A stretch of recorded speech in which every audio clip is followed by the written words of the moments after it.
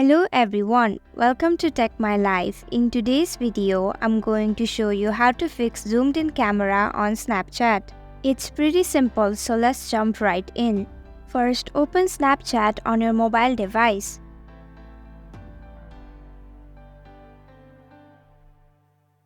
Tap on your profile icon at the top left of your screen.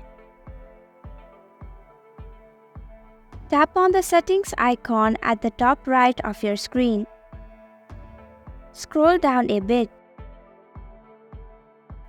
Under the privacy control heading, you can find lenses. Go ahead and click on it.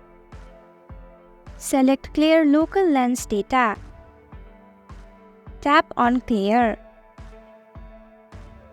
Now select Clear All Lens Data. Tap on Clear once again.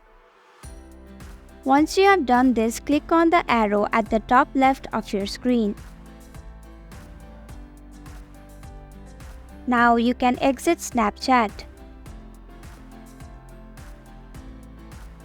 Reopen Snapchat once again.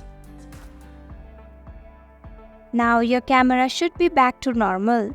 And that's it. This is how you fix your zoomed in camera on Snapchat.